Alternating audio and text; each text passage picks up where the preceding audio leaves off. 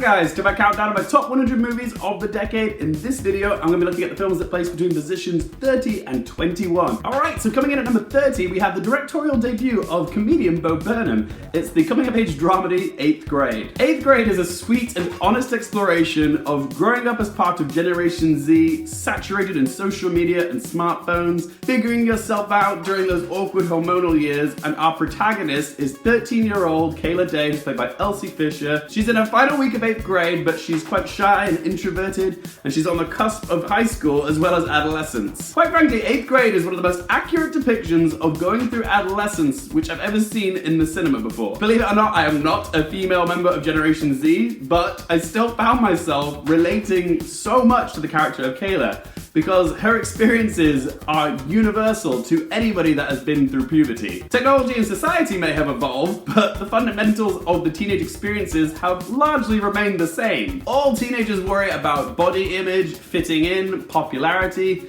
feeling awkward and isolated. Elsie Fisher's performance in this is so authentic that you forget that you're watching a performance. It's so natural and so believable, it feels like you're watching a documentary in places. I honestly don't think I've empathized with the character more than Kayla in the last 10 years. Everything that she felt, I felt. You'll laugh, you'll cry, you'll feel anxiety on more than one occasion, and you'll also cringe with delight. Gucci! Right, next up we have a blockbuster with 4 years of established world building and 5 previous solo superhero movies, all converging into this one glorious crossover action-packed ensemble. It's Joss Whedon's The Avengers. We live in a world now where we've been spoilt with so many colossal crossover collabs, but back in 2012 was when Earth's mightiest heroes assembled for the first time ever. There was a lot riding on the first Avengers movie because nothing like this had ever been done before. So it made sense when Marvel hired Joss Whedon, the master of ensemble-driven TV shows like Buffy and Firefly, to helm a film with as many spinning plates as The Avengers. It never ceases to amaze me the sheer quality of this film. Its taut 3-act structure, its rapid pacing, the division of its plot between its 8 or so main characters, and everybody's got their own personal arc, and how satisfyingly it all comes together in the end. Anybody who knows me knows that I am obsessed with Joss Whedon, and what he pulled off in The Avengers is nothing short of astonishing. There were so many moving parts in this film, but his focus is impeccable. There's cohesion between all the plot threads, and it flows so elegantly. This also really felt like a comic book coming to life on the big screen, with Joss's use of low angles,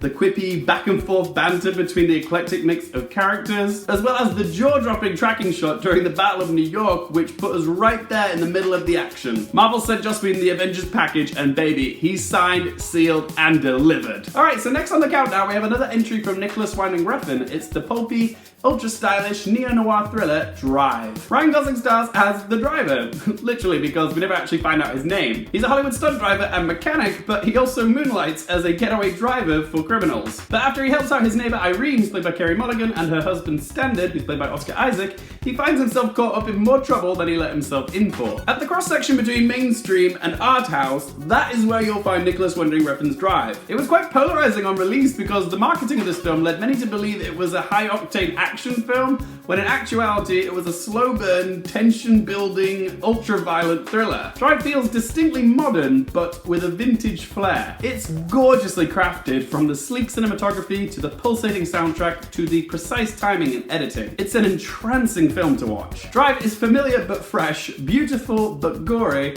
as well as intelligent and exhilarating. Drive is firing on all cylinders. Okay, so next up at number 27 we have Martin McDonagh's tragicomedy 3 Billboards Outside Ebbing, Missouri. Few filmmakers can take such dark subject matter like grief, culpability, injustice, racism, and retribution and make it laugh out loud hysterical like Martin McDonagh can. When scorned mother Mildred Hayes, a ferocious Frances McDormand, hears no leads or updates about the rape and murder of her daughter from 7 months ago, she purchases 3 disused billboards and plasters 3 vilifying messages aimed at the town's Chief Willoughby, who's played by Woody Harrelson. These billboards become the talk of the town, and we see how this action born out of hate has a ripple effect on the whole town of Ebbing. We live in such a volatile world. Everybody is so quick to point the finger and place blame, and 3 Billboards shows us the all-consuming destructive nature of anger.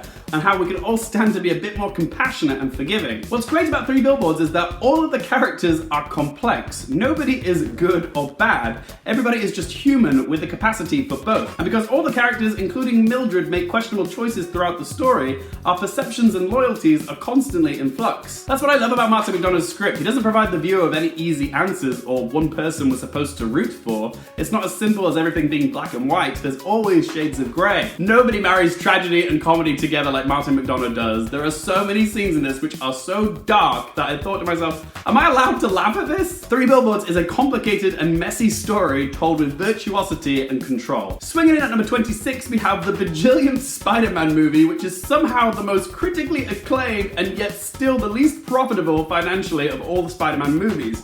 But time is only going to be kind to this film. It is Spider-Man Into the Spiderverse. The words game changer get thrown around a lot during the discussion of film, but I don't like it when people overuse it because it kind of diminishes the value of it when something of actual game-changing value comes along. And that is what Spider-Man Into the Spiderverse is. It is a game changer for animated feature film. Going in and coming out of watching Spiderverse is one of my fondest memories I've ever had in the cinema because I've honestly never seen anything like it before. I mean, yes, I've seen countless Spider-Man movies, but when I went into this, it felt like I was watching the birth of an entirely new way of storytelling as well as animation. And this being Miles Morales' story and not Peter Parker's meant that it breathed new life into this story that we've seen 1,000 times before. Spider-Verse, by all accounts, shouldn't work. It's like an all-you-can-eat buffet of every possible iteration of Spider-Man all thrown into the same movie. There's an abundance of side characters as well as villains, and normally that hurts a film, it doesn't help it. But somehow it works, stitched together by a witty script, unparalleled animation, a bold and urban soundtrack, as well as so many characters dripping with whimsy. It's got enthralling action, laugh-out-loud humor, it's so visually dynamic and unique, and it manages to do a great job of appealing both to kids and adults, and that is not an easy thing to do. I said before that the Avengers felt like you're watching a comic book come to life on the big screen. Well, Spider-Man Into the Spider-Verse feels like it's pulled you directly into a comic book. With that whole onomatopoeia-styled action, boom, boom, pow! You can see the characters' thoughts in those bubbles that pop up, and just the detail in the background, like the little dotted style of animation. So much thought, time, and care went into making this. Spider-Man Into the Spider-Verse is the rarest of gems, a unique, one-of-a-kind cinematic experience. Wow, we are 3/4 of the way through this countdown, getting into the top 25 films of the decade now. This is exciting.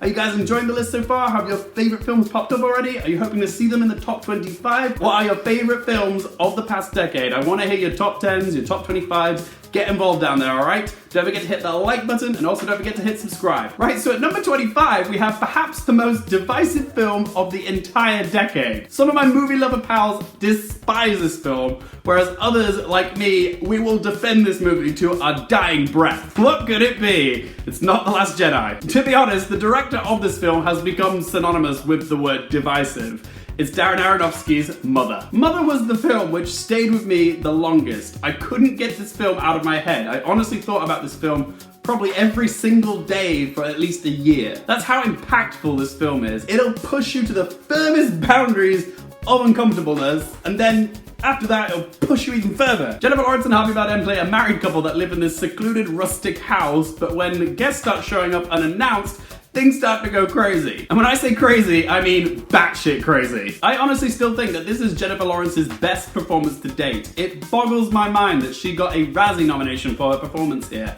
That genuinely makes me angry because she is truly astonishing here, going to depths that she probably didn't even know that she could go to. It's a haunting and scarring performance that has tattooed itself on my brain. The beauty of Mother, though, is that it can be read and interpreted in so many different ways. Some people see it as an allegory to Mother Earth and the destruction of the environment. Other people see it as a fever dream, nightmare, haunted house story. And some people see it as this biblical end of days parable. It's a film which sparks debate and theories. I can see this being analysed for decades to come. It's bold, ferocious, thought-provoking, and it's a film which stays with you long after you've seen it. Coming in at number 24, we have the second of the Best Director Oscar winners out of the Mexican trio, the Three Amigos. It's Alejandro Jodorowsky's Birdman, or The Unexpected Virtue of Ignorance. With the resurgence of Michael Keaton's career this past decade, Birdman really feels like a case of art imitating life, imitating art. Keaton stars as Regan Thompson, an aging, washed-up, has-been movie star, best known for playing a winged superhero called Birdman in the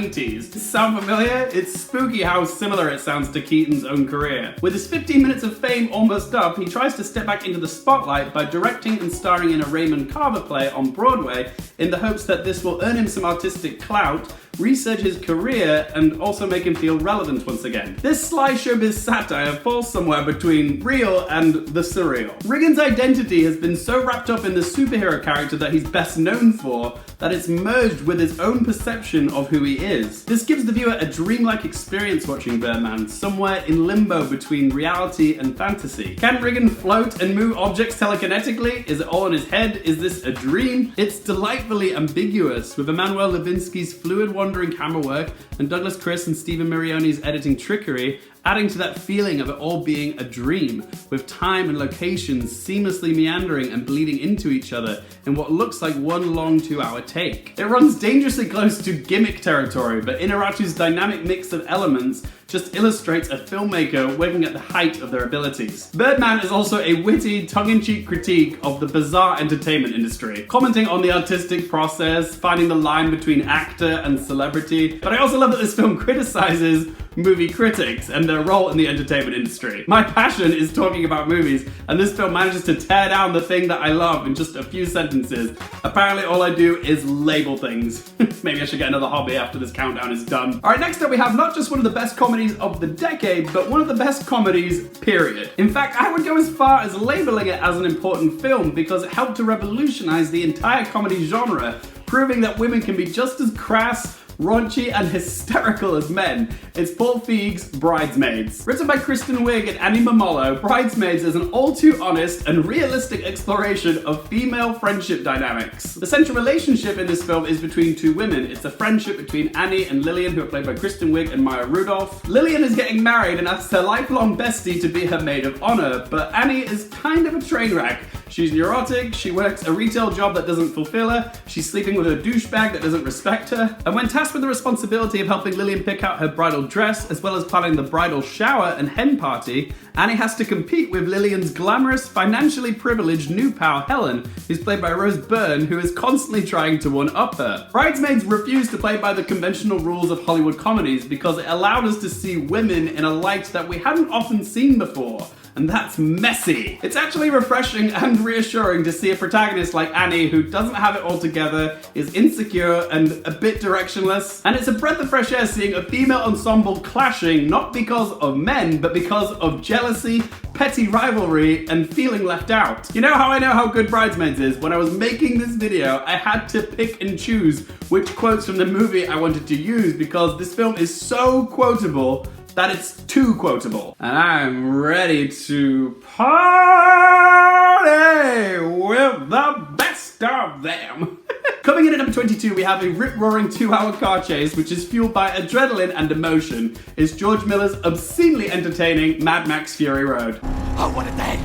What a lovely day! When Immortan Joe discovers his 5 wives have fled the Citadel with the help of Charlize Theron's Furiosa, he, along with a swarm of his followers, charge down Fury Road to retrieve this so-called property. With the help of a stowaway called Max, played by Tom Hardy, Furiosa does everything in her power to get the girls to freedom. Despite this being a long-awaited sequel/reboot of an established franchise of uninhibited chaos, the whole world was taken aback by how Mad Max Fury Road was so much more than a high-octane action fest. It also turned out to be one of the most subversively feminist films of the last 10 years, with Charlize Theron's headstrong Furiosa becoming an instantly iconic heroine of the silver screen. No, not the silver screen, the sun-scorched screen. George Miller's blend of testosterone set pieces and an empowering undercurrent of women fighting a corrupt patriarchy, reclaiming their bodies and lives, was a hit with all audiences, and this was before the #MeToo movement. But one can't discuss Fury Road without discussing the action and stunt work. If ever there was a legitimate argument as to why the Oscars should have a best stunt work category,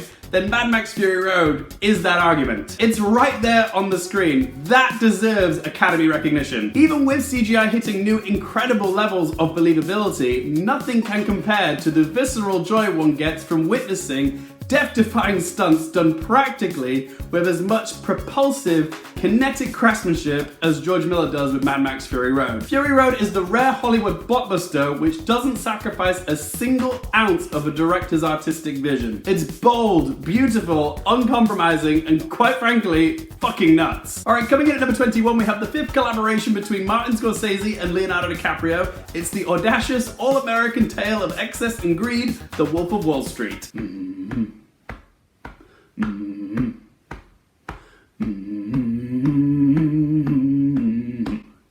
This biographical black comedy about the rise and fall of New York stockbroker Jordan Belfort, played in this film by Leonardo DiCaprio, is an insane 3-hour ride of money, drugs, fraud, sex, and dwarf tossing. It's a type of film that you Google immediately after viewing to see how much of it is factually accurate, and then you're left gobsmacked by how much of it actually transpired. There is so much joy to be had watching The Wolf of Wall Street because it is packed with so many morally repugnant characters doing so many naughty things. It's also whip-smartly written in the way that it invites us into the lavish and bonkers world of Jordan Belfort. Often he'll break the fourth wall and have these soliloquies about how much money he made today, which broad he's banging. Scorsese really invites us into the mindset of Jordan Belfort, just fueled by drugs, sex, and money. And Leonardo DiCaprio gives an electrifying performance as Jordan Belfort. Honestly, this is what he should have won his Oscar for, not The Revenant. This film also made Margot Robbie a household name, legitimized Jonah Hill as a seriously awesome actor, and managed to drop the F-bomb a staggering 569 times, the most of any Best Picture nominee in history. How's that for a fun fact? There we go, guys. Those are my picks from numbers 30 to 21. But as always, this is just one bloke's opinion. I want to hear from you guys. What did you make of these movies? Would they be in your top 100 of the decade? There's only 20 movies left to go in this countdown. What films are you hoping make it into the top 20? Whatever your opinions are, please do let your voice be heard in the comment section down below. And as always, thank you so much for watching. I shall see you guys in the next one.